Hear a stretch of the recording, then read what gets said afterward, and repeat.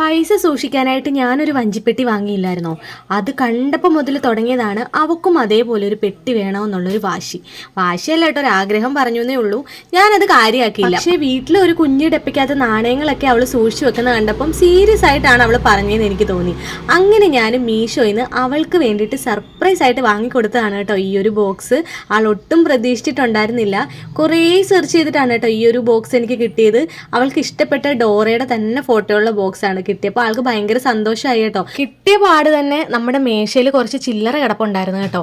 ഓടിപ്പോയി ആ ചില്ലറയൊക്കെ എടുത്ത് കയ്യോടെ അതിലിട്ട് ഉദ്ഘാടനവും കഴിഞ്ഞു. പണത്തിന്റെ പ്രാധാന്യം മനസ്സിലാക്കി ഈ ചെറിയ പ്രായത്തിൽ തന്നെ അവളെ കൊണ്ടാവുന്ന രീതിയിൽ അവളും ക്യാഷ് സേവ് ചെയ്യട്ടെ എന്ന് ഞാനും വിചാരിച്ചു. അങ്ങനെ എന്തായാലും ബോക്സ് സർപ്രൈസ് ആയിട്ട് കിട്ടിയതുകൊണ്ട് നൈനൂട്ടി ഭയങ്കര ഹാപ്പി ആയി കേട്ടോ. ഈ ഹോളിനകത്തൂടെ ഇട്ട പൈസ തിരിച്ചു വരുമോ എന്ന് എനിക്കൊരു ടെൻഷൻ ഉണ്ടായിരുന്നു. അതുകൊണ്ട് തന്നെ തിരിച്ചു മറിച്ച് ഞാനിത് നന്നായിട്ട് കുലുക്കി നോക്കി. പക്ഷെ ഇട്ട പൈസ ഒന്നുപോലും വെളി വന്നില്ല. അപ്പോൾ പിന്നെ ധൈര്യമായിട്ട് നമുക്കിത് കുട്ടികളുടെ കയ്യിൽ കൊടുക്കാം. ഇനി പൈസ സൂക്ഷിക്കുമോ അതോ അത് പൊട്ടിച്ച് പൈസ മുഴുവൻ കയ്യിൽ എടുക്കുമോ എന്നുള്ളത് നമുക്ക് വഴിയേ കാണാം. അപ്പോൾ അടുത്ത വീഡിയോയിലൂടെ വീണ്ടും കാണാം. അതുവരെ എല്ലാവർക്കും ടാറ്റാ.